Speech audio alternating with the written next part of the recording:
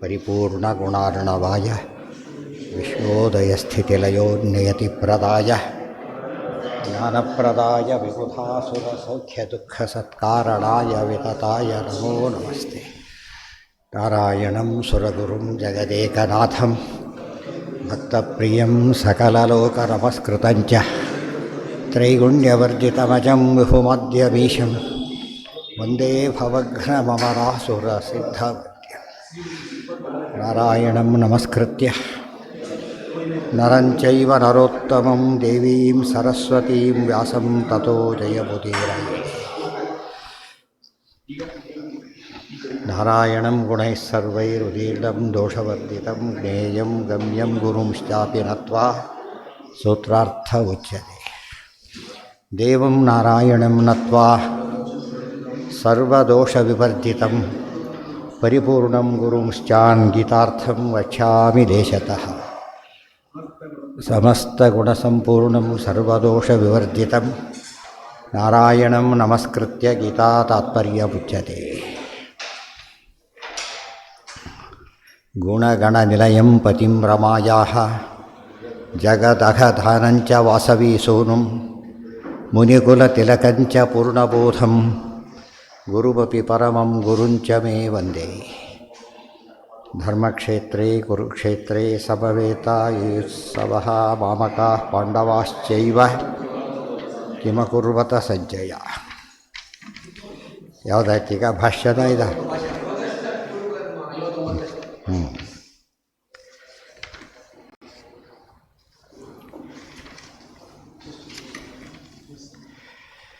ದೂರೇಣ ಹ್ಯವರಂ ಕರ್ಮ ಬುದ್ಧಿಯೋಗಾತ್ ಧನಂಜಯ ಬುದ್ಧೌ ಶರಣಮನ್ವಿಚ್ಛ ಕೃಪಣಾಃ ಫಲಹೇತವಃ. ದೂರೇಣ ಹಿ ಅವರಂ ಕರ್ಮ ಹೇಗಿದೆ? ಕರ್ಮ ಜ್ಞಾನಕ್ಕಿಂತ ಭಾರಿ ಕಡಿಮೆ. ಬುದ್ಧಿಯೋಗಾತ್ ಬರೀ ಅವರಂ ಅಲ್ಲಿದೆ. ದೂರೇಣ ಭಾರಿ ದೂರ. 98, 97 ಅವೆಲ್ಲ ಒಂದೊಂದು ಕಡಿಮೆ ಅಷ್ಟೇ. ಆದರೆ 99 ಒಂದಕ್ಕೆ ಬಂದುಬಿಟ್ರೆ ಎಷ್ಟಾಗತ್ತಾಗ?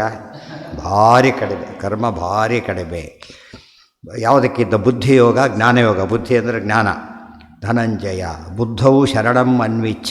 ಅದಕ್ಕೆ ಯಾವುದಕ್ಕೆ ಗಮನ ಕೊಡಬೇಕು? ಯಾವಾಗಲೂ ಜ್ಞಾನಕ್ಕೆ ಗಮನ ಕೊಡಬೇಕು, ಹೊರತು ಬೇರೆ ಅದಕ್ಕಲ್ಲ. ಕೃಪಣಾಃ ಫಲಹೇತವಃ. ಯಾರು ಫಲಕ್ಕೋಸ್ಕರ ಮಾಡ್ತಾರೆ, ಅದು ಜ್ಞಾನದ ಫಲವನ್ನು ಬಿಟ್ಟು ಬೇರೆ ಫಲವನ್ನು ಕೆಡ್ತಾರೋ ಅಲ್ಲ ದೀನರು. ದೀನರು ಅಂಥೇಳಿದರೆ ಏನು ದುಃಖಿಗಳಾಗ್ತಾರೆ, ಹೊರತು ಏನೂ ಉಪಯೋಗಕ್ಕೆ ಬರೋದಿಲ್ಲ. ಇತಶ್ಚ ಯೋಗಾಯ ಯುಜ್ಯಸ್ವ ಇತ್ಯಾಹ ದೂರೇಣ ಇತಿ. ಬುದ್ಧಿಯೋಗಾತ್ ಜ್ಞಾನಲಕ್ಷಣಾದ್ ಉಪಾಯಾತ್ ದೂರೇಣ ಅತೀವ ಅಥೋ ಬುದ್ಧೌ ಶರಣಂ ಜ್ಞಾನೇ ಸ್ಥಿತಿಂ. ಆದ್ದರಿಂದ ಜ್ಞಾನದಲ್ಲೇ ನೀನು ಶರಣ ಹೊಂದಬೇಕೆ ಹೊರತು ಬೇರೆದರಲ್ಲ. ಫಲಂ ಅದನ್ನೇ ಮುಂದೆ ನಹಿ ಜ್ಞಾನೇನ ಸದೃಶಂ ಪವಿತ್ರಮೇವಿತ್ತು ಬೇಕಾಡ್ಸರ್ತ ಹೇಳ್ತಾರೆ. ಫಲಂ ಕರ್ಮಕೃತೋ ಹೇತು ಯೇಷಾಂತೆ ಫಲಹೇತವಃ. ಫಲಹೇತು ಅಂದ್ರೇನು? ಫಲಂ ಕರ್ಮಕೃತೋ ಹೇತು. ಏನೇ ಕೆಲಸ ಮಾಡೋಕ್ಕೂ ಫಲ ಕೇಳೋದು ಇವತ್ತಿನ ಮೋಸ್ಟ್ ಇರೋದು. ಯಾವಾಗಲೂ ಇದು ಈಗೊಂದು ಭಾರಿ ಟ್ರೆಂಡ್ ಇದೆ. Every fraction of a second ಏನಾಗಬೇಕದು ಎನ್ಕ್ಯಾಶ್ ಆಗ್ತಾನೆ ಇರಬೇಕು. ಇಲ್ಲವರೇ ವೇಸ್ಟ್ ಇದ್ದಾಗ ಲೆಕ್ಕ. ಅದು ಭಾರಿ ತಪ್ಪದು. ಜ್ಞಾನಕ್ಕೆ ಬರಬೇಕು. ಪ್ರತಿ ಫ್ಯಾಕ್ಷನ್ ಆಫ್ ಸೆಕೆಂಡ್ ಜ್ಞಾನಕ್ಕೆ ಕನ್ವರ್ಟ್ ಆಗಬೇಕು ಹೊರತು ಧನಕ್ಕಲ್ಲ. ಹೇತುರ್ ಯೇಷಾಂತೆ ಫಲಹೇತವಃ. ಬುದ್ಧಿಯುಕ್ತೋ ಜಹಾತೀಹ ಉಭೇ ಸುಖ. ಅದು ಈಗ ತಾತ್ಪರ್ಯ.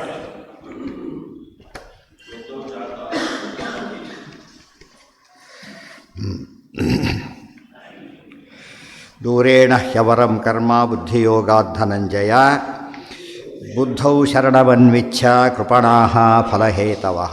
ಬುದ್ಧೌ ಜಾತಾಯಾಮಪಿ ವಿಷ್ಣುಮೇವ ಶರಣಮನ್ವಿಚ್ಛ. ಅಲ್ಲಿ ಒಂದು ಅರ್ಥ, ಇನ್ನೊಂದು ಹೊಸ ಅರ್ಥ ಬರೀತಾರೆ. ಏನರ್ಥ ಅಂತ ಕೇಳಿದರೆ, ಮೊದಲು ಕರ್ಮ ಭಾರಿ ಕಡಿಮೆ ಆದ್ದರಿಂದ ಜ್ಞಾನ ಕಾರ್ಯ ಮಾಡು. ಜ್ಞಾನ ಬಂದಾಗಿದೆ. ಈಗ ಜ್ಞಾನ ಬಂದ ಮೇಲೂ ಕೂಡ ಇನ್ನೂ ಜ್ಞಾನಕ್ಕೆ ಪ್ರಯತ್ನ ಪಡು. ಜ್ಞಾನಕ್ಕೆ ಕೊನೆ ಇಲ್ಲ. ಅಪರೋಕ್ಷ ಜ್ಞಾನಿಗಳು ಜ್ಞಾನ ಹೆಚ್ಚು ಸಂಪಾದನೆ ಮಾಡ್ತಾರೆ, ಗೊತ್ತಾಯ್ತಾ? ಸೊ ಅದು ಆಚಾರ್ಯರು ಇವತ್ತು ಕೂಡ ಏನು ಮಾಡ್ತಾ ಕೂತಿದ್ದಾರೆ, ಓದ್ತಾ ಕೂತಿದ್ದಾರೆ ಅಂದರೆ ಜ್ಞಾನ ಬರೋವರೆಗಲ್ಲ, ಜ್ಞಾನ ಬಂದ ಮೇಲೂ ಕೂಡ ಬುದ್ಧವು ಶರಣಂ. ಇನ್ನೂ ಜ್ಞಾನಕ್ಕೆ ಹೆಚ್ಚು ಪ್ರಯತ್ನ ಪಡು. ಈ ಕೋರ್ಸ್ ಹೆಚ್ಚೆಚ್ಚು ಓದ್ತಾ ಹೋಗ್ತಾರಲ್ಲ ಹಾಗೆ. ಬುದ್ಧವು ಇನ್ನೊಂದು ಅರ್ಥ ಹೇಳ್ತಾರೆ, ವಿಷ್ಣುಮೇವ ಶರಣಮನ್ವಿಚ್ಛ. ಜ್ಞಾನ ಬಂದ ಮೇಲೂ ಕೂಡ ಪುನಃ ದೇವರನ್ನು ಶರಣ ಹೊಂದಬೇಕು ಹೊರತು ಬೇರೆ ಅಲ್ಲ. ಯಾಕೆ? ಇನ್ನೂ ಹೆಚ್ಚು ಜ್ಞಾನ ವೃದ್ಧಿ ಆಗಬೇಕಾದ್ರೆ ದೇವರೇ ಕೊಡಬೇಕಾದ್ದರಿಂದ ಅದನ್ನು ಹೇಳ್ತಾರೆ. ಅಜ್ಞಾನಾಂ ಜ್ಞಾನಿನಾಂಚೈವ ಮುಕ್ತಾನಾಂ ಶರಣಂ ಹರಿ ತಮ್ಯೇಸು ಯೇ ಸ್ವೈಕ್ಯೇನ ಮನ್ಯಂತೆ ಸರ್ವಭಿನ್ನಂ ಗುಣೋಚ್ಛಯಾತ್ ಕೃಪಣಾಸ್ತೆ ತಮಸ್ಯಂಧೇ ನಿಪತಂತಿ ನ ಸಂಶಯ. ಯಾತಕ್ಕೆಂದರೆ ಅಜ್ಞರಿಗೆ ಜ್ಞಾನ ಕೊಡೋದು ದೇವರೇ. ಆಮೇಲೆ ಜ್ಞಾನ ಬಂದ ಮೇಲೂ ಶರಣು ಆಗಬೇಕು. ಮುಕ್ತಾನಾಂ ಶರಣಂ ಹರಿ, ಮುಕ್ತಾನಾಂ ಪರಮಾಗತಿ, ವಿಷ್ಣು ಸಹಸ್ರನಾಮ. ಸೊ ಯಾವ ಸ್ಟೇಜಲ್ಲೂ ದೇವ್ರನ್ನ ಬಿಡಕ್ಕೆ ಬರೋದಿಲ್ಲ. ಅವ್ರು ಏನು ಹೇಳ್ತಾರೆ, ಒಂದು ಸ್ಟೇಜ್ವರೆಗೂ ದೇವರು ಆಮೇಲೆ ಬೇಕಾಗಿಲ್ಲ, ಅದಿಲ್ಲ. ಕೆಲವು ಪದಾರ್ಥಗಳನ್ನು ಊಟ ಒಂದು ಸ್ಟೇಜ್ ಯಾವಾಗಲೂ ತಿನ್ನೋಕ್ಕಾಗೋದಿಲ್ಲ. ಉಸಿರಾಟ ಯಾವಾಗಲೂ ಮಾಡ್ತಿರೋದು. ಒಂದು ಸ್ಟೇಜಲ್ಲಿ ನಿಲ್ಲಿಸ್ಬಿಡ್ತೀವಿ ಅಂದರೆ ಹೋಗೇ ಬಿಡ್ತಾರೆ. ಆದ್ದರಿಂದ ಯಾವಾಗಲೂ ಮಾಡೋ ಕೆಲಸಗಳು ಬೇರೆ, ಒಮ್ಮೊಮ್ಮೆ ಮಾಡೋ ಕೆಲಸ ಬೇರೆ, ಒಮ್ಮೆ ಮಾಡಿ ಸ್ವಲ್ಪ ದುಡಿಯೋದು ಬೇರೆ, ಜೊತೆಗೆ ಬರೋದು ಬೇರೆ, ಎಷ್ಟು ಕೆಲಸಗಳಿವೆ. ಅದಕ್ಕೆ ಯಾವಾಗಲೂ ಕೂಡ ಯಾವುದೇ ಸ್ಟೇಜಲ್ಲೂ ದೇವರನ್ನು ಬಿಡಾಗಿಲ್ಲ. ಅಜ್ಞಾನಾಂ ಜ್ಞಾನಿನಾಂಚೈವ ಮುಕ್ತಾನಾಂ ಶರಣಂ ಹರಿಹಿ. ಅದಕ್ಕೆ ಭವಮಮ ಶರಣಂ. ಇಡೀ ದ್ವಾದಶೋತ್ತರದ ಒಂದು ಇಡೀ ಸ್ತೋತ್ರಕ್ಕೆ ಏನಂತ ಪಲ್ಲವಿ ಇಟ್ಟಿದ್ದಾರೆ, ಭವಮಮ ಶರಣಂ ಭವಮ, ಪ್ರತಿಯೊಂದಕ್ಕೂ ಭವಮಮ ಶರಣಂ. ತಮ್ಯೇ ಸ್ವೈಕ್ಯೇನ ಮನ್ಯಂತೆ ಸರ್ವಭಿನ್ನಂ ಗುಣೋಚ್ಛ್ರಯ. ಗುಣೋಚ್ಛ್ರಯ ಅಂದರೆ ಗುಣಪೂರ್ಣ.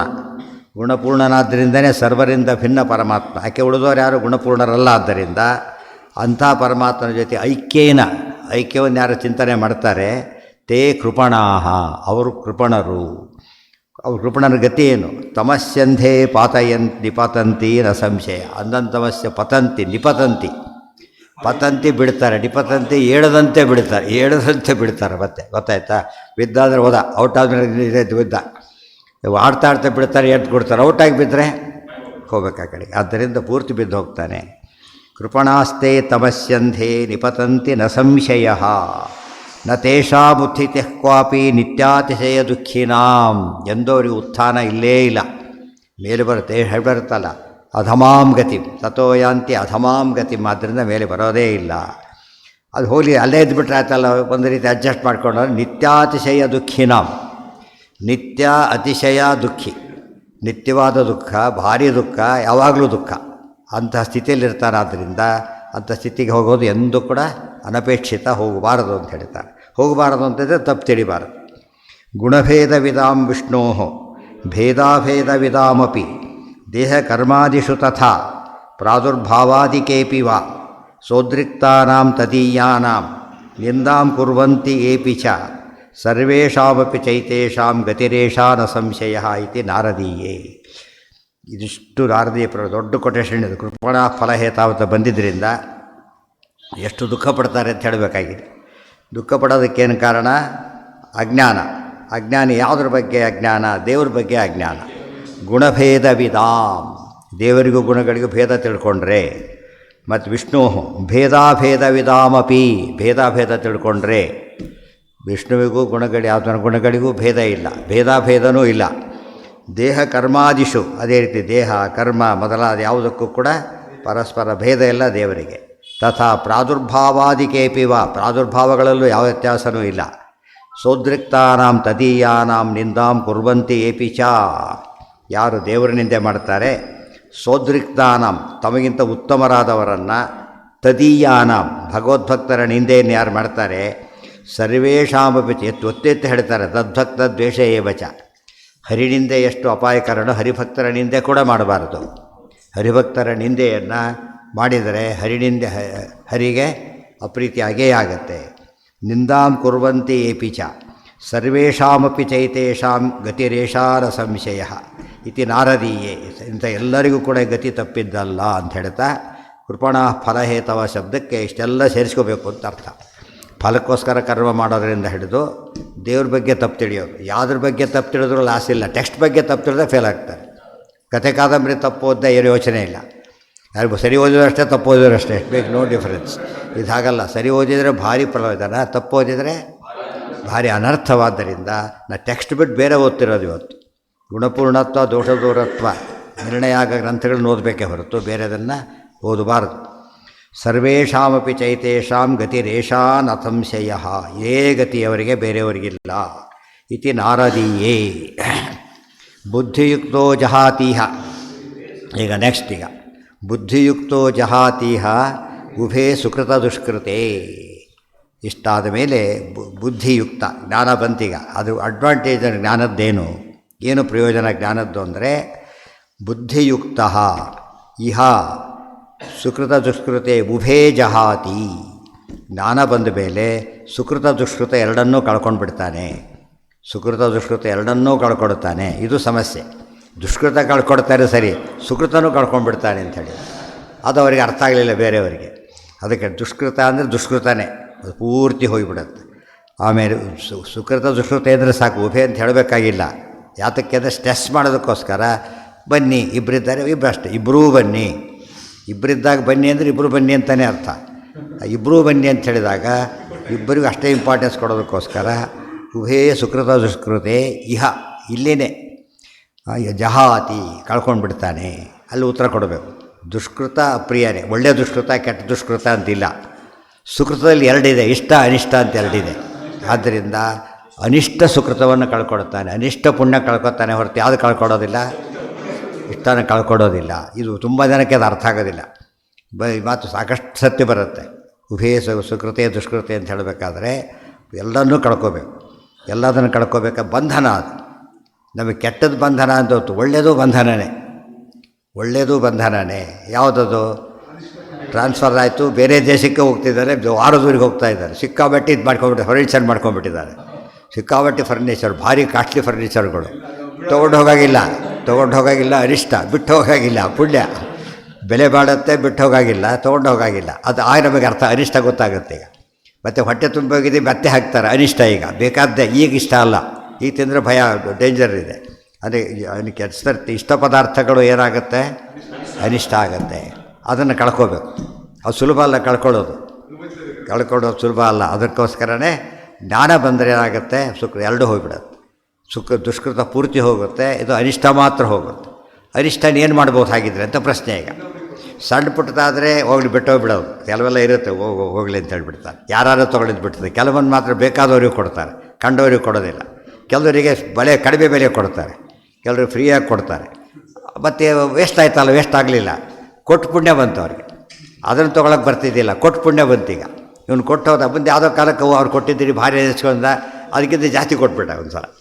ಏನಾಯಿತು, ವೇಸ್ಟ್ ಆಗಲಿಲ್ಲ. ಸೊ ಯಾವುದಕ್ಕೆ ಕನ್ವರ್ಟ್ ಆಯ್ತದ, ಈಗ ಇಷ್ಟಕ್ಕೆ ಕನ್ವರ್ಟ್ ಆಯಿತು. ಇಲ್ಲಿ ಅನ್ಕೋಬೇಕು, ಪುಣ್ಯ ಪಾಪ ಬಿಡೋದ್ರೆ ಪೂರ್ತಿ ಬಿಟ್ಟುಬಿಡೋದು. ಪುಣ್ಯನ ಬಿಡೋದು ಅಂದರೆ ಕನ್ವರ್ಟ್ ಮಾಡ್ಕೊಳ್ಳೋದು ಅಂತ ಅರ್ಥ. ಕನ್ವರ್ಟ್ ಇದೆಲ್ಲ ಕ್ಯಾಶ್ ತೊಗೊಂಡ್ಬಿಟ್ಟ. ಈ ಕ್ಯಾಶ್ ಹೋಗೋದು ಭಾರಿ ಸುಲಭ. ಅದನ್ನು ಡಿ ಅಕೌಂಟಿಗೆ ಹಾಕಿಬಿಟ್ಟ, ಇನ್ನೂ ಸಿಂಪಲ್ ಆಗೋದು. ನಿಶ್ಚಿಂತೆ, ಎಲ್ಲ ಇದೆ, ಯಾವ ಬಂಧನ ಇಲ್ಲ, ಯಾವ ಸ್ಥಿತಿ. ದುಡ್ಡಿದೆ, ಬಂಧನ ಅದು. ಯಾರು ಹೊಡಿತಾರೋ ಏನೋ, ನೋಡ್ಕೊಂಡು ಓಡಾಡ್ತಿರ್ಬೇಕು.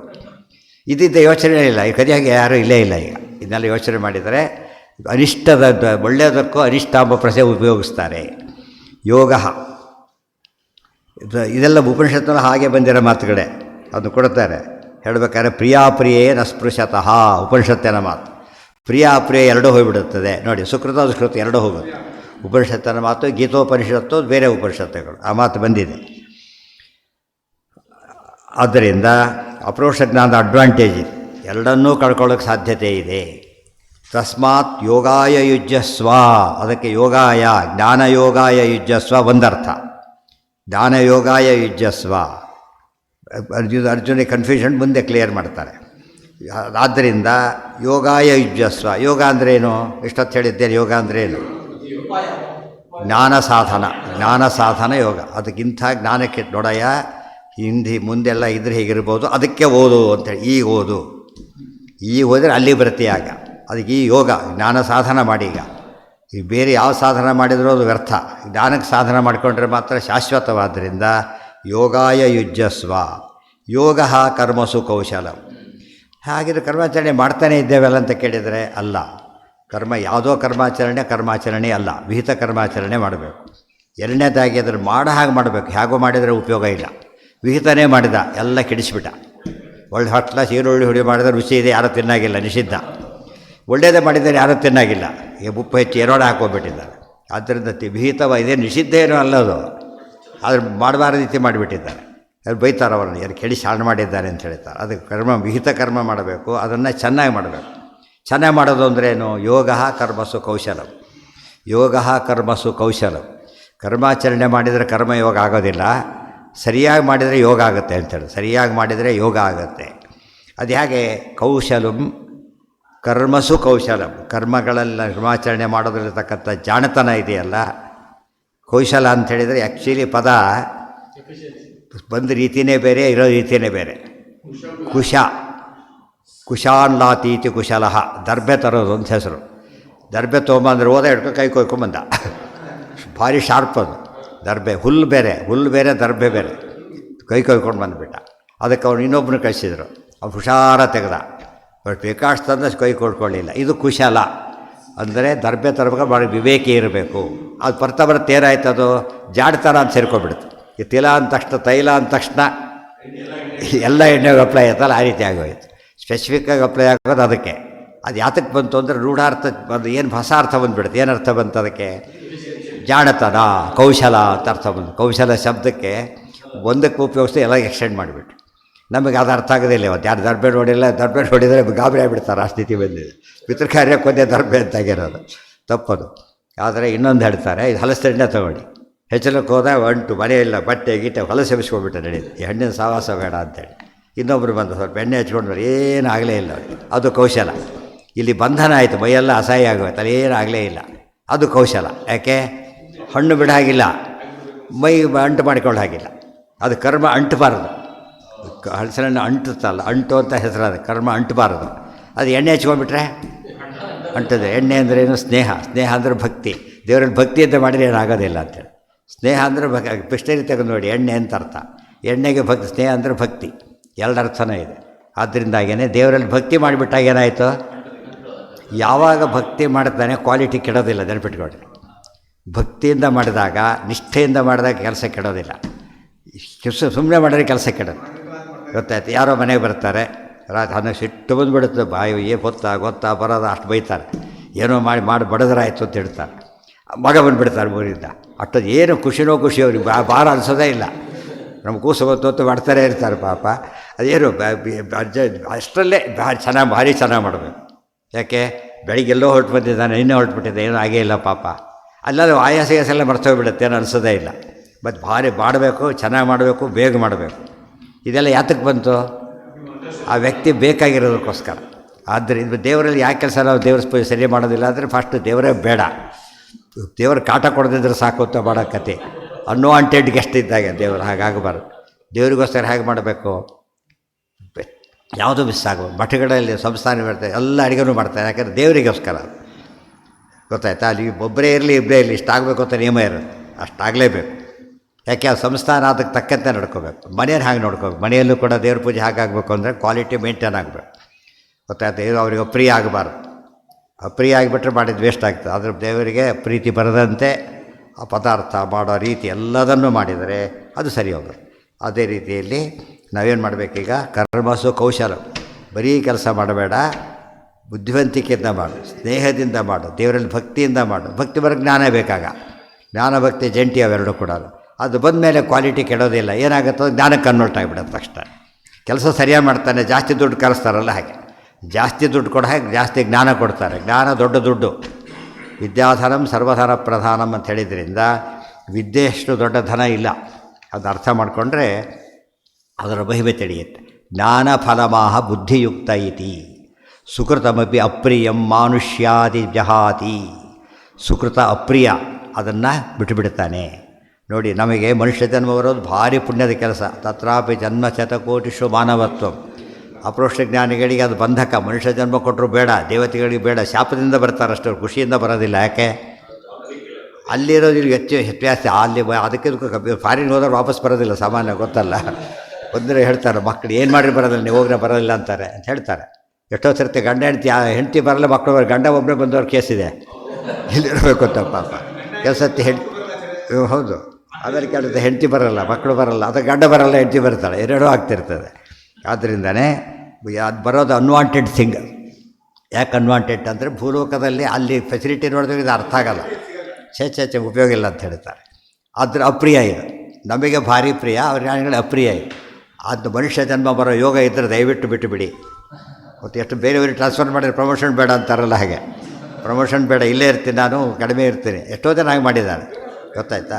ಕಾರಣ ಅಷ್ಟೋ ಕಷ್ಟಪಡೋದು ಯಾರು ಅಲ್ಲಿ ಬದ್ದೆ, ಇಲ್ಲೇ ಇದ್ರಾಯ್ತು. ನೋಡಿ, ಆ್ಯಕ್ಚುಲಿ ಕೆಲಸ ಇಲ್ದವ್ರು ಇವಾಗ ಎಂಥ ಮೂರ್ಖ ಇದ್ದು ನನಗೆ ಕೊಡಬಾರ್ದಾಗಿತ್ತೆ ಕೆಲಸ ಅಂತ ಅವನು ಅಂದ್ಕೊತಾನೆ. ಇವನು ನನಗೆ ಬೇಡದ ಇವನು ಅಂದ್ಕೊತಾನೆ. ಅಂದರೆ ಒಂದು ಸ್ಟೇಜಲ್ಲಿ ನಮಗೆ ಅಪ್ರಿಯ ಬಂದು ಹೋಯ್ತು ಈಗ. ಆದ್ದರಿಂದ ಅಂಥ ಸುಕೃತ ಕಳ್ಕೊತಾನೆ ಅಂತ ಅರ್ಥ ಮಾಡಬೇಕು. ಇವರಂತೂ ಎಲ್ಲ ಕಳ್ಕೊಂಡ್ಬಿಡ್ತಾನೆ ಅಂದರೆ ಮಾಡಬೇಕಾಗಿ ಕಳ್ಕೊಡೋದಕ್ಕೆ. ಎಲ್ಲ ಕಳ್ಕೊಡೋದ್ರೆ ಮಾಡೋದು ದಡ್ಡತನ ಆಗುತ್ತೆ. ಅದು ನೋಡಲಿಕ್ಕೆ ಗೊತ್ತಾಗುತ್ತೆ. ಇದೇ ಅರ್ಥ ಮಾಡಿದರೆ ದೇವ್ರ ಬಗ್ಗೆ ಬರುತ್ತೆ. ಖೇದ ಮೋದ ಜಯಾಪಜಯ ಮೊದಲಾದ ದೋಷಗಳಿಲ್ಲ. ದೇವರಿಗೆ ಖೇದ ಇಲ್ಲ, ಮೋದ ಇಲ್ಲ, ನಿರ್ಗುಣ ಬ್ರಹ್ಮ ಅಂತ ತಿಳ್ಕೊಂಡು ಅಲ್ಲ. ನಮ್ಮಂಥ ಮೋದ ಇಲ್ಲ. ನಮ್ಮ ಮೋದ ಎಂಥದ್ದು ಟೆಂಪ್ರರಿ, ಮತ್ತು ಅಕ್ವೈರ್ಡ್ ಬೇರೆ ಕಡೆಯಿಂದ ಬರುತ್ತೆ ನಮಗೆ. ದೇವ್ರದ್ದು ಹಾಗಿಲ್ಲ ಅಂತ ಅರ್ಥ. ಜಯಾಪಜಯ, ದೇವರಿಗೆ ಜಯ ಇಲ್ಲ. ಹಾಗಿದ್ರೆ ಜಯಾಪಜಯ ಮೊದಲಾದ ದೋಷಗಳಿಲ್ಲ. ಜಯ ದೋಷ ಅಂತ ಕರೀತಾರೆ. ಎಂಥ ಜಯ? ಶ್ರಮಪಟ್ಟು ಜಯ, ಡಿಪೆಂಡೆಂಟ್ ಜಯ, ಟೆಂಪರರಿ ಜಯ, ಇವೆಲ್ಲ ಜಯಗಳಲ್ಲ. ದೇವರಿಗೆ ಅದಿಲ್ಲ. ಅದಕ್ಕೆ ಇಂಥ ಜಯ ಸುಖ ದುಃಖನ, ಅದಕ್ಕೆ ಎಲ್ಲಿ ಸುಖ ದುಃಖವರ ಸಮವಾಯ ಕಾಣ್ರಿ ಅಂದ್ರಲ್ಲ, ಸುಖ ದುಃಖ ಇಲ್ಲಿ ಸುಕೃತ ದುಷ್ಕೃತ ಎರಡು ಒಂದೇನೆ. ಯಾವ ಸುಕೃತ ಮೋಕ್ಷಕ್ಕೆ ಉಪಯೋಗ ಬರೋದಿಲ್ಲ, ಆ ಸುಕೃತ ಏನದು? ಅದೇ ರೀತಿ ಸುಖನೂ ಹಾಗೇನೆ. ಯಾವ ಸುಖ ನಮ್ಮ ಒಳ್ಳೆಯದಕ್ಕೆ ಕಾರಣ ಆಗೋದಿಲ್ಲ, ಸುಖ ನಮಗೆ ಬೇಕಿಲ್ಲ. ಇದಂ ಜ್ಞಾನ ಶುಕಾದೀನ ಸ್ವೀಟ್ ಹುಚ್ಚಾಬಡಿ ತಿಂತಿರ್ತಾನೆ, ಶುಗರ್ ತಿನ್ನಬೇಡ ಅಂತ ಹೇಳ್ಬಿಡ್ತಾನೆ. ಅಪ್ರೀತಿ ಬಂತೀಗ, ಅದು ಪ್ರಿಯವಾದ್ದೇ ತಿನ್ನಾಗಿಲ್ಲ. ಯಾವ ಸ್ಥಿತಿ ಬಂತು ನೋಡಿದ್ರೆ ಕಳ್ಕೊಂಬಿಟ್ಟೆ ಅವಕಾಶ. ಪ್ರಿಯವಾದನ್ನು ಬಿಡೋ ಸ್ಥಿತಿ ಬಂತೀಗ. ಪ್ರಿಯನೂ ಬಿಡಬೇಕು, ಅಪ್ರಿಯನೂ ಬಿಡಬೇಕು.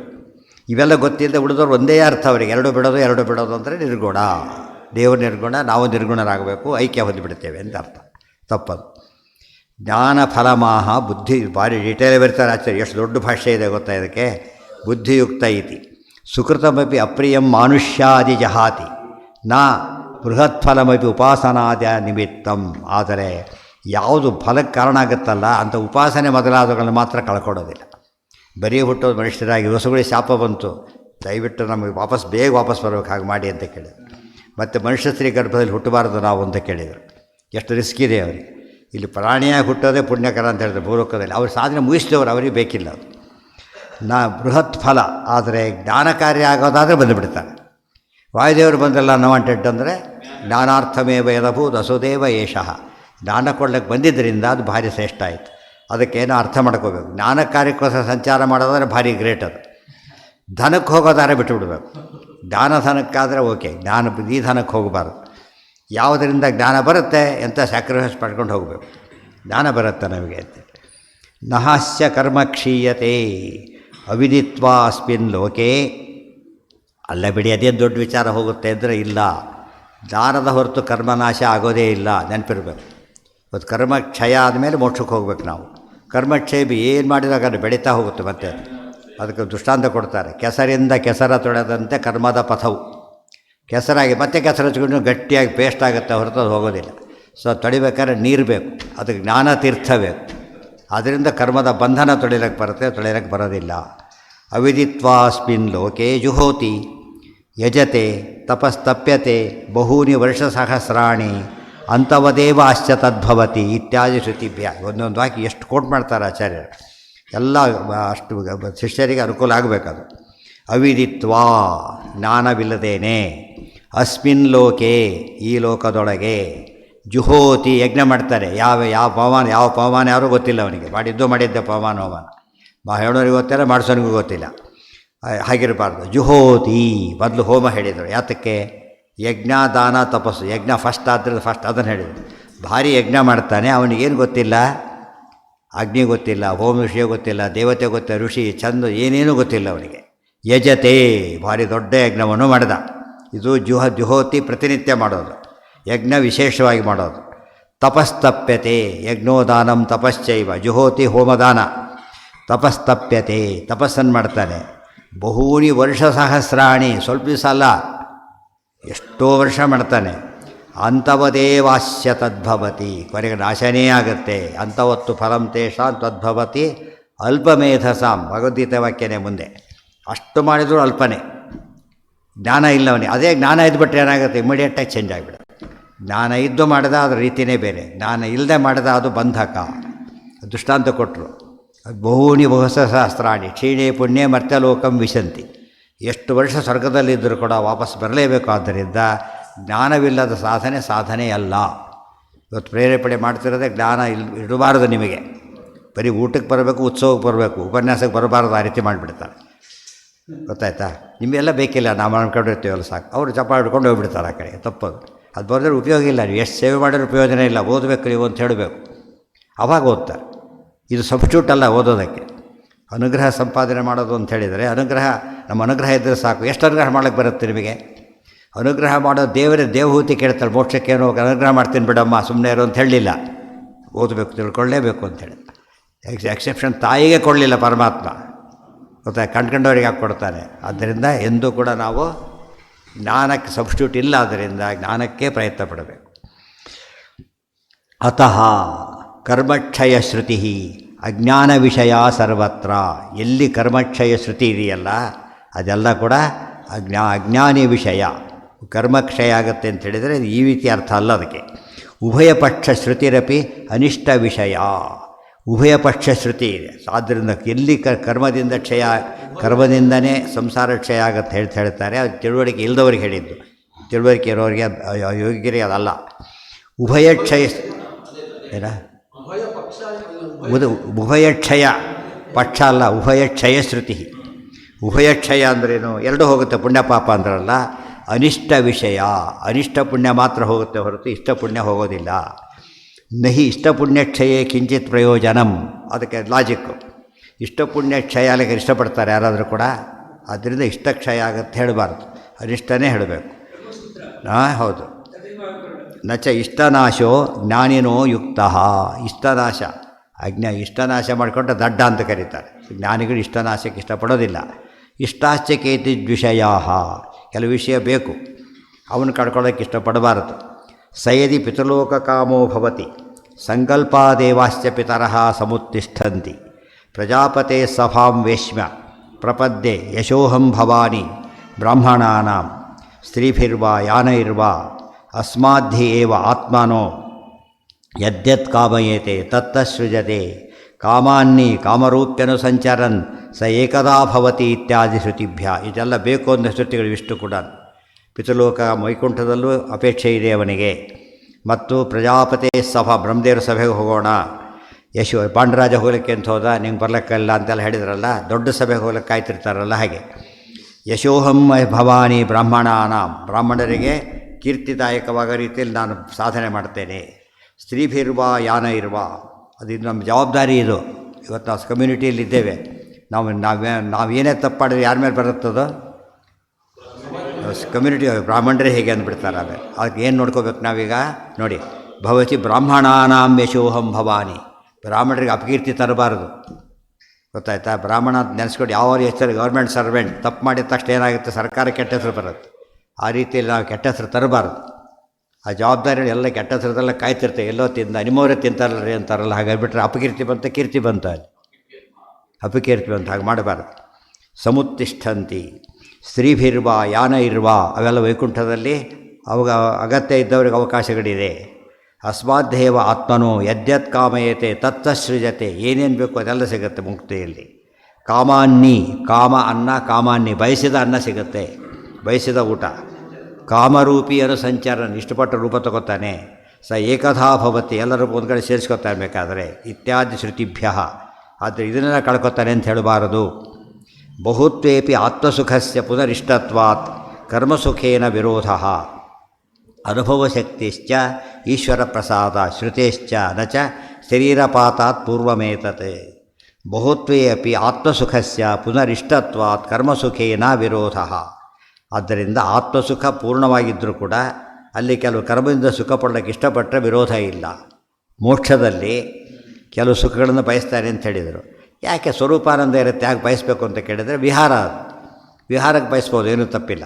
ಸುಮ್ಮನೆ ಖರ್ಚು ಮಾಡ್ಕೊಂಡು ಹೋಗ್ತಾರೆ. ಇಲ್ಲಿ ಪನಿಷ್ಮೆಂಟ್ ಹೋಗಿ ಬರೋದು ಬೇರೆ. ಲಕ್ಷಾಂತರ ರೂಪಾಯಿ ಖರ್ಚು ಮಾಡ್ಕೊಂಡು ಟ್ರಿಪ್ ಹೋಗಿ ಬರ್ತಾರೆ, ಲಕ್ಷಾಂತರ ಖರ್ಚು ಮಾಡ್ಕೊಂಡು. ಖರ್ಚಾಯ್ತದು, ಬಟ್ ಯಾತಕ್ಕದು ಸುಖಕ್ಕೆ ಕಾರಣ ಆಯಿತು. ಆದ್ದರಿಂದ ಅದು ಯಾವ ಕಾಲಕ್ಕೂ ಕರ್ಮಸುಖ, ಭೂಲೋಕದ ಕರ್ಮಸುಖ ಬೇರೆ, ಮೋಕ್ಷದ ಕರ್ಮಸುಖ ಬೇರೆ. ಇದು ಯಾತಕ್ಕೆ ಹೇಳಿದ್ರು ಗೊತ್ತಾ? ಅಲ್ಲೂ ಈ ರೀತಿ ಕರ್ಮ ಮಾಡ್ತಾನೆ ಅಂತೆಲ್ಲ ಹೇಳಿದ್ರಲ್ಲ, ನಶ್ವರ ಅಂತ ಹೇಳಿದ್ದೀರಿ, ಮತ್ತೆ ಯಾಕೆ ಮಾಡ್ತಾನೆ ಅಂತ ಕೇಳಿದರೆ ಈ ಕರ್ಮಕ್ಕೆ ಹೋಲಿಸ್ಬಾರ್ದು ಅದನ್ನು. ಯಾವ ಕರ್ಮ ಅದು? ಮುಕ್ತಿ ಬಂದ ಮೇಲೆ ಮಾಡೋ ಕರ್ಮ. ಆ ಕರ್ಮಕ್ಕೇನು ಬೆಲೆ ಇದೆ? ಆನಂದ ವೃದ್ಧಿ ಫಲ ಇರೋದ್ರಿಂದ ಅದು ದೋಷ ಅಲ್ಲ. ಇಲ್ಲಿ ಮಾಡಿದರೆ ದೋಷ. ಅನುಭವ ಶಕ್ತಿಶ್ಚ ಈಶ್ವರ ಪ್ರಸಾದ, ಅನುಭವ ಮಾಡೋ ಶಕ್ತಿ ಎಲ್ಲಿಂದ ಬರುತ್ತೆ ಅವನಿಗೆ ಎಕ್ಸ್ಟ್ರಾ ಸುಖ ಅಂತ ಕೇಳಿದರೆ ದೇವರ ಅನುಗ್ರಹ. ನಚ ಶರೀರಪಾತಾತ್ ಪೂರ್ವಮೇತತ್, ಇಷ್ಟೆಲ್ಲ ವಾಕ್ಯ ಕೋಟ್ ಮಾಡಿದಿರಿ, ಇದೆಲ್ಲ ಇಲ್ಲಿ ವಿಷಯ. ವೈಕುಂಠ ಸಂಬಂಧಪಟ್ಟಿದ್ದಲ್ಲ ಅಂತ ಕೇಳಿದರೆ ಅಲ್ಲ, ವೈಕುಂಠ ಸಂಬಂಧಪಟ್ಟಿದ್ದೇನೆ. ಯಾಕೆ ತತ್ರ ತತ್ರ ಪರಿಯೇತಿ, ಅಲ್ಲಿ ಅಂತ ಹೇಳ್ತಿದ್ದಾನೆ. ಅಲ್ಲಿ ಹೇಗಿರ್ತಾನೆ ಅಂತ ಹೇಳಿದರೆ, ಇಲ್ಲಿ ಅಂದರೆ ಸಂಸಾರ, ಅಲ್ಲಿ ಅಂದರೆ ಮುಕ್ತಿ.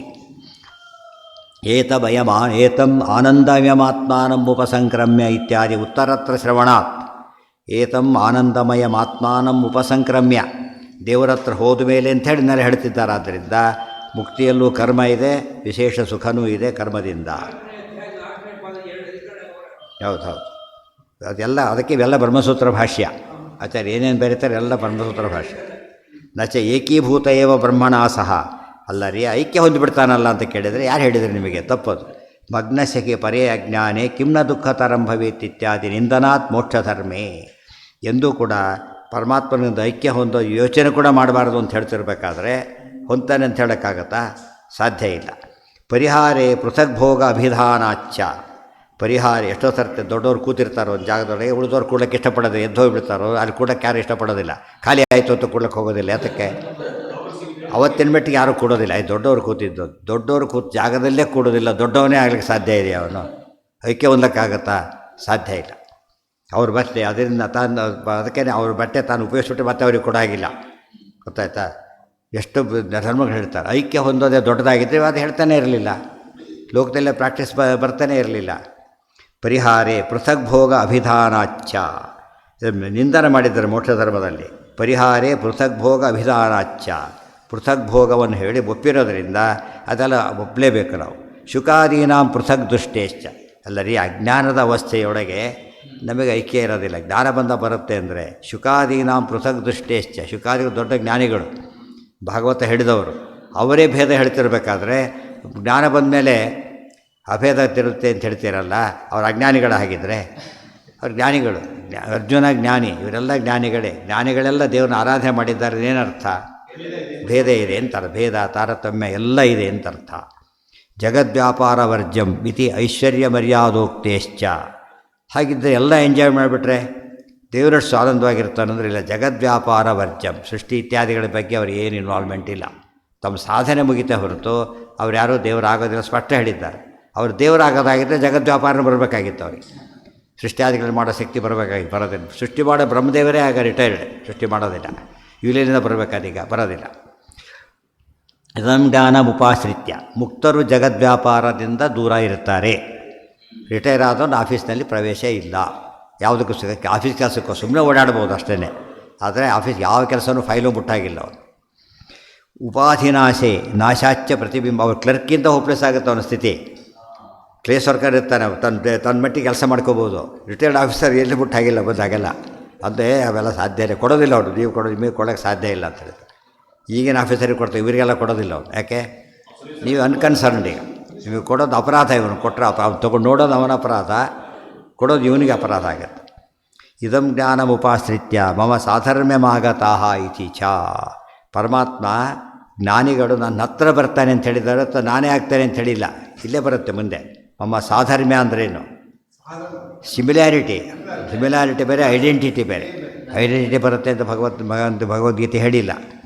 ಉಪಾಧಿನಾಶೇ ನಾಶಾಚ್ಯ ಪ್ರತಿಬಿಂಬಸ್ಯ ನಚ ಏಕೀಭೂತಸ್ಯ ಪೃಥಗ್ಜ್ಞಾನೇ ಜ್ಞಾನಂ ಪಶ್ಯ. ಉಪಾಧಿ ನಾಶವಾದರೆ ಏನಾಗ್ತಿತ್ತು? ಪ್ರತಿಬಿಂಬ ನಾಶವಾಗ್ತಿತ್ತು. ನಾಶವಾಗಿಲ್ಲ ಅಂದರೆ ನಾಶ ಆಗಿಲ್ಲ, ಸ್ವರೂಪನೇ ಉಪಾಧಿ ಅಂತ ಅರ್ಥ. ನಚ ಏಕೀಭೂತಸ್ಯ ಪೃಥಗ್ಜ್ಞಾನೇ ಮಾನಂ ಪಶ್ಯಾಮಃ. ಇಲ್ಲರಿ, ಐಕ್ಯ ಹೊಂತಾನೆ ಜ್ಞಾನವಿರುತ್ತೆ ಅಂತ ಹೇಳಿದರೆ ತಪ್ಪದು. ಐಕ್ಯ ಬಂದ ಮೇಲೆ ಈ ಭೇದ ಹೊರಟೋಯ್ತಾಗ ಬರಲಿಕ್ಕೆ ಸಾಧ್ಯತೆಯೇ ಇಲ್ಲ. ಆಸಂ ದುಃಖಿ ನಾಸಂ ಇತಿ ಜ್ಞಾನ ವಿರೋಧಾಚ್ಯ ಈಶ್ವರಸ್ಯ ಅನೇನ.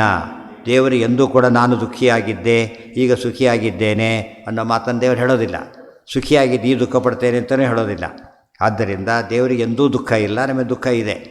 ಅನೇನ ರೂಪೇಣ ಇತಿ ಚ ಭೇದಾಭಾವಾತ್ ನಚ ಪ್ರತಿಬಿಂಬಸ್ಯ ಬಿಂಬೈಕ್ಯಂ ಲೋಕೆ ಪಶ್ಯಾಮಃ.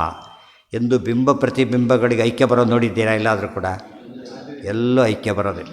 ಗೊತ್ತಾಯ್ತಾ? ಬಿಂಬ ಪ್ರತಿಬಿಂಬಗಳು ಬೇರೆ ಬೇರೆಯೇ, ಡಿಫರೆನ್ಸ್ ಎಲ್ಲ ಹಾಗೇ ಇದೆ. ಭೇದ ಇದೆ, ತಾರತಮ್ಯ ಇದೆ, ಎಲ್ಲ ಇದೆ ಬೇರೆ ಬಿಂಬಕ್ಕೆ. ಉಪಾಧಿನಾಶೇ ಮಾನಂವ. ಇಲ್ಲ, ಸ್ವರೂಪದ ಉಪಾಧಿ ಅಂದರೆ ಸ್ವರೂಪನೇ ಹೋಗುತ್ತೆ ಅಂತ ಕೇಳಿದರೆ ಸ್ವರೂಪನ ಅವನೇ ಹೋಗಿಬಿಡ್ತಾನೆ. ಯಾರು ಇಷ್ಟಪಡೋದಿಲ್ಲ ಅದಕ್ಕೆ.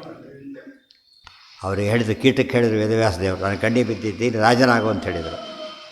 ದೇಹ ಬಿಡೋದಿಲ್ಲ, ಇಲ್ಲಿ ಇದರಲ್ಲೇ ರಾಜನಾಗಬೇಕು. ಅದು ಎಷ್ಟು ಮೋಹ ಇದೆ ಅಂತ ಹೇಳಿದರೆ, ಎಷ್ಟು ಕೆಟ್ಟ ದೇಹ ಕೂಡ ಮನುಷ್ಯ ಬಿಡೋದಕ್ಕೆ ಇಷ್ಟಪಡೋದಿಲ್ಲ. ತುಂಬ ಮನೆಗೆ ಅಡ್ಜಸ್ಟ್ ಆಗಿಬಿಡ್ತಾರೆ, ಬೇರೆದ ಕೊಲಕ್ಕೆ ಇಷ್ಟನೇ ಪಡೋದಿಲ್ಲ ಅವರು. ಎಷ್ಟು ಕಷ್ಟ ಇರುತ್ತೆ, ಒದ್ದಾಡ್ತಿರ್ತಾರೆ, ಬೇಡ ಇಲ್ಲೇ ಅಡ್ಜಸ್ಟ್ ಆಗಿದ್ದೀವಿ ಅಂತ ಹೇಳಿಬಿಡ್ತಾರೆ. ಮನೆ ಬಿಡೋದಕ್ಕೆ ಹೇಗೆ ಇಷ್ಟಪಡೋದು, ದೇಹ ಬಿಡೋಕ್ಕೂ ಇಷ್ಟಪಡೋದಿಲ್ಲ. ಆದ್ದರಿಂದನೇ ಅದನ್ನು ಇದೇ ಹೀಗೆ ರಾಜನಾಗಬೇಕು ನಾನು. ನೋಡಯ್ಯ ಬೇಕಾದ್ರೆ ಬಿಟ್ಟು ಬಾ ಸಾಕಾರು ಹೋಗೋ ಅನ್ಬೇಕು ಅನ್ನಲಿಲ್ಲ. ಆಯಿತು ನಿನಗಿಷ್ಟ ನಾನು ಮಾಡ್ತೀನಿ ಆಯಿತಾ. ಆ ಕ್ರಿಮಿಯಿಂದ ರಾಜ್ಯವಾಳಿಸಿಬಿಡ್ತಾರೆ. ಬಿಂಬೈಕ್ಯಂ ಲೋಕೆ ಪಶ್ಯಾಮಹ, ಪ್ರತಿಬಿಂಬಗಳಿಗೆ ಐಕ್ಯ ಅಂಬುದು ಎಲ್ಲೂ ಇಲ್ಲ. ಸ್ವಾರಸ್ಯ ಉಪನಿಷತ್ ಹೇಳಿದೆ, ರೂಪಂ ರೂಪಂ ಪ್ರತಿರೂಪೋ ಬಭುವ. ಎಲ್ಲರೂ ಪರಮಾತ್ಮನ ಪ್ರತಿಬಿಂಬ ಅಂತ ಉಪನಿಷತ್ ಹೇಳಿದ ಮೇಲೆ ಐಕ್ಯ ಹೇಗೆ ಹೇಳುತ್ತಾ ಮೇಲೆ ಅದು ಬಿಂಬ ಪ್ರತಿಬಿಂಬಗಳಿಗೇನಿಲ್ಲ ಐಕ್ಯ ಇಲ್ಲ ಅಂದಮೇಲೆ ರೂಲ್ಡ್ ಔಟ್. ನಚ ಪ್ರತಿಬಿಂಬಸ್ಯ ಬಿಂಬೈಕ್ಯಂ ಲೋಕೆ ಪಶ್ಯಾಮಹ ಉಪಾಧಿನಾಶೇ ಮಾನಮ್ಮ ಮಗ್ನಸ್ಯಗೆ ಪರೇ ಅಜ್ಞಾನೇ ಇತಿ ದುಃಖಾತ್ಮಕತ್ವೋಕ್ತೇಶ್ಚ. ಉಪಾಧಿ ಇದ್ದರೆ ದುಃಖ ಇರಬೇಕಾಗಿತ್ತು, ಇಲ್ಲ. ಯಾವದಾತ್ಮಭಾವಿತ್ವಾತ್ಯುಪಾಧಿ ನಿತ್ಯತಾಭಿಧಾನಾಚ್ಚ. ನೋಡಿ, ಉಪಾಧಿ ಎಂಬುದೇನು ಜೀವನ ಸ್ವರೂಪದಲ್ಲೇ ಇದೆ. ಯಾವದಾತ್ಮಭಾವಿತ್ವಾತ್, ಯಾವತ್ ಆತ್ಮಭಾವಿತ್ವಾತ್, ಸ್ವರೂಪ ಜೀವ ಎಲ್ಲಿವರೆಗಿರುತ್ತೋ ಉಪಾಧಿ ಅಲ್ಲಿವರೆಗಿರುತ್ತೆ ಅಂತ ಹೇಳಿದ್ರಿಂದ ಅವನ ಸ್ವರೂಪವೇ ಉಪಾಧಿ. ಯಾವದಾತ್ಮಭಾವಿತ್ವ ಅಥೋ ಅನ್ಯವಚನಂ ಪ್ರತೀಯಮಾನಪಿ ಔಪಚಾರಿಕಂ. ಆದ್ದರಿಂದ ಬೇರೆ ಏನೇನು ವಿರುದ್ಧ ಹೇಳಿರ್ತಾರೋ ಅದಿಷ್ಟು ಕೂಡ ಔಪಚಾರಿಕವಾದ ಅರ್ಥ ಮಾಡಬೇಕೆ ಹೊರತು ಮುಖ್ಯ ಅರ್ಥ ಮಾಡಬಾರದು. ದೃಷ್ಟಾಶ್ಚತೆ ಭಗವತೋ ಭಿನ್ನ ನಾರದೇನ. ಮತ್ತು ನಾರದರು ವೈಕುಂಠದೊಳಗೆ ಇಲ್ಲಿಂದ ದರ್ಶನ ಮಾಡಿದಾಗ ಏನು ಕಾಣಿಸ್ತಾ ಇದೆ, ಎಲ್ಲ ಭೇದ ನೋಡ್ತಿದ್ದಾರೆ ಹೊರತು ಅಭೇದ ನೋಡ್ತಾ ಇಲ್ಲ. ಅರ್ಜುನ ವಿಶ್ವರೂಪ ನೋಡ್ತಾರೆ, ಅದು ದಿವ್ಯ ದೃಷ್ಟಿ ಕಾಣ್ತಾ ಇದೆ. ನಮಗೆ ಆಯ್ತಪ್ಪ ನಿಮ್ಮ ಪ್ರಕಾರ ಏನು ಇವತ್ತು ಮಿಥ್ಯಾ ದೃಶ್ಯತ್ವ. ಅಬ್ಬಪ್ಪ ನಮ್ಮ ದೃಷ್ಟಿ ಏನಾಗ್ಬೋದು, ದೋಷ ಇರಬಹುದು. ದಿವ್ಯ ದೃಷ್ಟಿಯಲ್ಲಿ ದೋಷ ಇರುತ್ತಾ? ಅರ್ಜುನ ನೋಡ್ಕೃಷ್ಣ ಹೀಗೆಲ್ಲ ನೋಡ್ತಿದ್ದೀನಿ ಅಂತ ಹೇಳಿದ ಮೇಲೆ ಅದು ಭ್ರಮೆ ಆಗುತ್ತಾ? ಅದು ಭ್ರಮೆ ಆದ ದಿವ್ಯ ದೃಷ್ಟಿ ಯಾವುದಾಗಿದೆ ಗೊತ್ತಾಯ್ತಾ? ಭಗವದ್ಗೀತೆ 11ನೇ ಅಧ್ಯಾಯ ಓದಿದವರಿಗೆ ದಿವ್ಯ ದೃಷ್ಟಿಯಿಂದ ಅರ್ಜುನ ನೋಡ್ತಾನೆ. ಪಶ್ಚಾಮಿ ದೇವ ಅಂತವ ದೇಹ ದೇಹೆ ಎಲ್ಲ ನೋಡ್ತಾ ಇದ್ದೀನಿ ಅಂತ ಹೇಳ್ತಾನೆ. ಅವರು ಸುಳ್ಳಾಗಿದ್ದರೆ ಯಾರು ಕಾಣ್ತಾ ಇಲ್ಲ ಅಂತ ಹೇಳಬೇಕಾಗಿದೆ. ಕ್ಲಿಯರಾಗಿ ಕಾಣ್ತಿದ್ದಾರೆ. ಆದ್ದರಿಂದ ಯಾವ ಸೂಕ್ಷ್ಮ ದೃಷ್ಟಿ ಏನು ಮಾಡುತ್ತೆ, ನೆಗೆಟ್ ಮಾಡೋದಿಲ್ಲ, ಕ್ಲಾರಿಟಿ ಜಾಸ್ತಿ ಮಾಡ್ತಾ ಹೋಗುತ್ತೆ. ಜೂಮ್ ಮಾಡ್ಕೊಂಡು ನೋಡ್ತೀರಲ್ಲ ಹೇಗೆ ಕಾಣುತ್ತದು, ಬರೀ ಇದೇ ಕಡೆ ನೀಟಾಗಿ ಕಾಣಿಸಿರುವಾಗ. ಅದು ಸೂಕ್ಷ್ಮ ದೃಷ್ಟಿ ಯಾವಾಗ ಭೇದನ ಕ್ಲಿಯರ್ ಮಾಡುತ್ತೆ ಹೊರತು ಅಭೇದ ತರೋದಿಲ್ಲ. ಸೊ ಅವ್ರು ಏನು ಹೇಳ್ತಾರೆ ಗೊತ್ತಾ, ಭೇದ ಅಂಬುದು ಲೋಯರ್ ಸ್ಟೇಜು, ಅಭೇದ ಹೈಯರ್ ಸ್ಟೇಜ್. ದ್ವೈತ ಅಂಬುದು ಲೋಯರು, ಅದು ಮೊದಲು ಸಗುಣ ಬ್ರಹ್ಮ ಎಲ್ಲನೋ ಕಾಣಿಸುತ್ತೆ. ಅದು ಹೈಯರ್ ಇದ್ರ ಮುಕ್ತಿಯೊಳಗೆ ಏನೂ ಕಾಣಿಸೋದಿಲ್ಲ ಅಂತೇಳಿ. ಆ್ಯಕ್ಚುಲಿ ಉಲ್ಟಾ ಪಲ್ಟ ಅದು ಲೋಯರ್ ಸ್ಟೇಜಲ್ಲಿ ಭೇದ ಅಲ್ಲ, ಅಭೇದ ಕಾಣಿಸ್ತದೆ. ಹೈಯರ್ ಸ್ಟೇಜಲ್ಲಿ ಭೇದ ಕಾಣಿಸ್ತದೆ. ದೂರದ ಬೆಟ್ಟ ದೂರಿಂದ ನೋಡ್ತಾನೆ, ಏನು ನೋಡಿದ್ರೆ ಬರೀ ಹೊರಗಿಡಗಳು, ಭೇದ ಕ್ಲಿಯರಾಗಿ ಕಾಣಿಸ್ತಾ ಇದೆ ಆಗ. ಗೊತ್ತಾಯ್ತಾ? ಆದ್ದರಿಂದ ಅದ್ವೈತ ಲೋಯರ್ ಸ್ಟೇಜು, ದ್ವೈತ ಹೈಯರ್ ಸ್ಟೇಜು.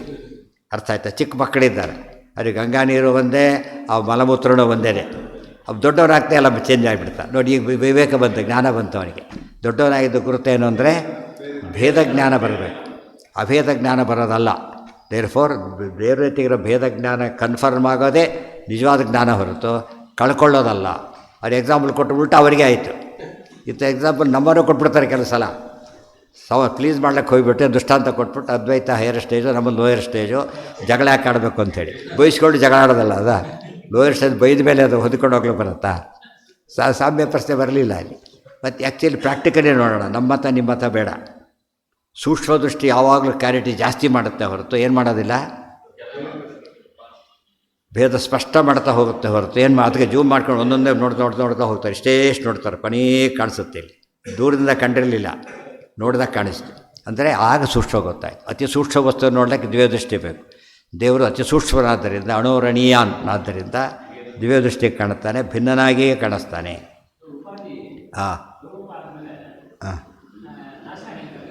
ಅದೇ ಆಗೋದಿಲ್ಲ. ಆದ್ದರಿಂದ ನಿತ್ಯ ಪ್ರತಿಬಿಂಬ ಅಥೋ ಅನ್ಯವಚನಂ ಪ್ರತೀಯಮಾನ ಔಪಚಾರಿಕಂ ಪ್ರತಿಶಾಖಂಚ ಸಯೇಕಥಾ ಇತ್ಯಾದಿಷು ಭೇದೇನ ಪ್ರತೀಯತೆ. ಮತ್ತೆ ಹೇಳ್ತಾರೆ ನೋಡಿ, ನಿಮ್ಮದು ಋಗ್ವೇದಿಗಳು ಯಜುರ್ವೇದಿಗಳು, ನಮ್ಮ ಶಾಖೆ ಹೇಗೆ ನಿಮ್ಮ ಶಾಖೆ ಹೇಗೆ ಅಂತ ಹೇಳಬಾರ್ದು. ಇವತ್ತು ಏನು ಹೇಳಿದ, ಇವರು ವೇದ ಉಪಕರ್ಮಕ್ಕೆ ಹೋಗಬೇಕಾಗಿತ್ತು, ಋಗ್ವೇದ ಯಜುರ್ವೇದ ಅಂತ ಹೇಳಿದ. ಕೆಲವರು ಋಗ್ವೇದ ಅಥವಾ ಸುಳ್ಳು ಹೇಳಿ ಋಗ್ವೇದ ತಪ್ಪಿಸ್ಕೊತಾರೆ, ಯಜುರ್ವೇದ ಸುಳ್ಳು ಅದ್ರ ಉಪಕರ್ಮ ಎರಡು ತಪ್ಪಿಸ್ಕೊತಾರೆ. ಬೈತಾರೆ ಅಂಥೇಳಿ ಬೇರೆ ವೇದ ಹೇಳಿಬಿಡೋದು ಅಷ್ಟೇ ಒಂದು ದಿವಸ. ಸೊ ಉಪಕರ್ಮಕ್ಕೆ ಬೇರೆ ದಿವಸ ಬಂತಲ್ಲ, ಆ ಪ್ರಕಾರನೇ ಕೆಲವು ವೇದಗಳಲ್ಲಿ ಭೇದ ಹೇಳ್ತಾರೆ, ಕೆಲವು ವೇದದಲ್ಲಿ ಅಭೇದ ಹೇಳ್ತಾರೆ ಅಂತ ಕೇಳಿದರೆ ತಪ್ಪದು. ಯಾಕೆ ಗೀತಾ 15ನೇ ಅಧ್ಯಾಯದಲ್ಲಿ ಹೊಂದಾಣಿಕೆ ಇರಬೇಕು, ಒಂದೊಂದು ಅಧ್ಯಾಯ ಹೇಳ್ತಾನೆ, ಸಾಧ್ಯ ಇಲ್ಲ. ಮೊದಲಿಂದ ಕೊನೆಯವರು ಏನಿರಬೇಕಲ್ಲಿ ಕನ್ಸಿಸ್ಟೆನ್ಸಿ ಇರಬೇಕು ಯಾವಾಗಲೂ. ಆದ್ದರಿಂದ ಅದು ಸುಳ್ಳು. ಪ್ರತಿಶಾಖಂ ಸ ಏಕಥಾ ಇತ್ಯಾದಿಷು ಭೇದೇನ ಪ್ರತೀಯಂತೆ. ವೇದದ ಪ್ರತಿಶಾಖೆಯಲ್ಲೂ ಕೂಡ ಬರೀ ಋಗ್ವೇದ 4 ಶಾಖೆಗಳಲ್ಲ, ಒಂದೊಂದರಲ್ಲೂ 100 ಶಾಖೆಗಳಿವೆ ಗೊತ್ತಾ. ಪ್ರತಿ ಶಾಖೆಯಲ್ಲೂ ಕೂಡ ಏನಿದೆ, ಗೀತೆಯಲ್ಲಿ 700 ಶ್ಲೋಕ ಇದೆ, 18 ಅಧ್ಯಾಯದಲ್ಲಿ ಒಂದೇ ಇದೆ. 700 ಶ್ಲೋಕದಲ್ಲಿ ಒಂದೊಂದು ಶ್ಲೋಕದೊಂದು ಹೇಳ್ಬೋದಾ? ಒಂದೊಂದು ಪದ ಬೇರೆ ಬೇರೆ ಹೇಳ್ಬೋದಾ? ಸಾಧ್ಯನೇ ಇಲ್ಲ. ಪ್ರತಿ ಅಕ್ಷರ ಕೂಡ ಏನಿರಬೇಕು, ಒಟ್ಟು ತಾತ್ಪರ್ಯಕ್ಕೆ ಅನುಗುಣ ಆಗಿರಬೇಕು, ಬೇರೆ ಅರ್ಥ ಹೇಳೋದಕ್ಕೆ ಬರೋದಿಲ್ಲ. ಆದ್ದರಿಂದ ಪ್ರತಿ ಶಾಖೆಗಳು ಹಾಗೆ ಹೇಳ್ತಾರೆ. ಎಷ್ಟು ಉತ್ತರ ಕೊಟ್ಟರು ಇದರಿಂದ ಆಚಾರ್ಯರು, ಏನೋ ಎಸ್ಕೇಪ್ ಆಗಲಿ ಟ್ರೈ ಮಾಡ್ತಾರೆ, ಪ್ರತಿಯೊಂದಕ್ಕೂ ಉತ್ತರ ಕೊಡ್ತಾರೆ. ಯುಕ್ತಯಶ್ಚತ್ರ ಉಕ್ತಾಹ ಮಗ್ನಸಿಗೆ ಇತ್ಯಾದಯ ಅಥೋ ಬಲೆ ಜಲೆ ಜಲೈಕೀಭಾವವುದು ಏಕೀಭಾವ ಉಕ್ತಂಚ. ಹಾಗಿದ್ದರೆ ಕೆಲವು ವಾಕ್ಯಗಳಿದೆಯಲ್ಲ, ಐಕ್ಯ ಹೇಳೋ ವಾಕ್ಯಗಳು ಕೆಲವಿದೆಯಲ್ಲ, ಗೊತ್ತಾಯ್ತಾ? ಏನಂತ? ಬ್ರಹ್ಮವೇದ ಪರಮಂ ಬ್ರಹ್ಮವೇದ ಬ್ರಹ್ಮೈವ ಭವತಿ. ಸಮುದ್ರದಲ್ಲಿ ನದಿಗಳೆಲ್ಲ ಒಂದಾಗತ್ತಲ್ಲ, ಇದೆಯಲ್ಲ ಅಂತ ಕೇಳಿದರೆ ವಾಕ್ಯ ಇದೆ ಕರೆಕ್ಟೇ, ನೀವು ತಿಳ್ಕೊಂಡು ಅರ್ಥ ಅಲ್ಲ, ಅದಕ್ಕೆ ಅರ್ಥ ಬೇರೆ ಇದೆ ಅಂತ ಹೇಳ್ತಾರೆ. ಅದಿಷ್ಟು ನಾಳೆ ಅದಿಷ್ಟು ಡಿಟೇಲಾಗಿ ಅದು ಮುಂದಿನ ಭಾಗ, ಇನ್ನು ದೊಡ್ಡದು ಇನ್ನೂ ತುಂಬ ಬೇಕಾದಷ್ಟಿದೆ ಇನ್ನೂ ಕೂಡ. ಅದು ಆಗ ಮುಗಿದ ಇದಿಷ್ಟು ಸಂಬಂಧ ಪ್ರಸಂಗ ಬಂತು ಅಂಥೇಳಿ ಅಷ್ಟನ್ನು ನೀಟಾಗಿ ಬಿಡಿಸಿ ಹೇಳ್ತಾ ಇದ್ದಾರೆ. ಓಂ ಶ್ರೀಯಃಪತ್ತೇ ನಿತ್ಯ ಗಣಿತ ಗುಣಮಾಣಿಕ್ಯ ವಿಶದ ಪ್ರಭಾ. ಮತ್ತೆ ಹೇಳ್ತಾನೆ ಇದ್ದೇನೆ, ಆಚಾರ್ಯ ಪ್ರತಿ ಗ್ರಂಥನೂ ಬ್ರಹ್ಮಸೂತ್ರ ಭಾಷ್ಯನೇ, ಗೊತ್ತಾಯ್ತಾ? ಎರಡಲ್ಲ, ಪ್ರತಿ ಕವರ್ ಆಗ್ತಾನೆ ಇರ್ತದೆ ಉದ್ದು. ಎಲ್ಲಿ ಹೋದರೂ ಕೂಡ ಬ್ರಹ್ಮಸೂತ್ರ ಪದೈಶ್ಚೈವ ಹೇತುಮಧ್ವಿ ವಿನಿಶ್ಚಿತ. ಅದಕ್ಕೇ ಪ್ರತಿ ಯಾವ ಗ್ರಂಥ ಓದಿದ್ರು ಬ್ರಹ್ಮಸೂತ್ರ ಭಾಷೆಗೆ ಕನೆಕ್ಟ್ ಆಗೋದು. ಉಪಾಧಿ ಖಂಡನ ಓದ್ತಾರೆ, ಸಮಯಪಾದ ಅವೆಲ್ಲ ಕೂಡ, ಗೊತ್ತಾಯ್ತಾ? ಒಬ್ಬ ತೃತೀಯ ಪೂರ್ತಿ ಸಮಯಪಾದ ಎಕ್ಸ್ಪ್ಯಾನ್ಷನ್ನು, ಸದಾಗಮಿಕ ವಿಜ್ಞಾನ ಶಾಸ್ತ್ರಯೋನಿತ್ವಾಧಿಕರಣ ಪೂರ್ತಿ ಒಂದು ದೊಡ್ಡದಾಗಿ ಎಕ್ಸ್ಪ್ಲೇನ್ ಮಾಡ್ತಾರೆ, ಗೊತ್ತಾಯ್ತಾ? ಡೀಟೇಲ್ ಅಷ್ಟು ಇಲ್ಲೇ ಬರೆದ್ಬಿಟ್ರೆ ಓದೋಕ್ಕಾಗ್ತಿದ್ದಿಲ್ಲ, ಬೇರೆ ಕಡೆ ಡೀಟೇಲ್ ಎಕ್ಸ್ಪ್ಲೇನ್ ಮಾಡ್ತಾರೆ. ಅನುವ್ಯಾಖ್ಯಾನದಲ್ಲೂ ಅಷ್ಟು ಹೇಳಿದಷ್ಟು ವಿಷಯ ಅಲ್ಲಿ ಹೇಳ್ತಾರೆ, ಆ ಭಾಗದಲ್ಲಿ ಮಾತ್ರ.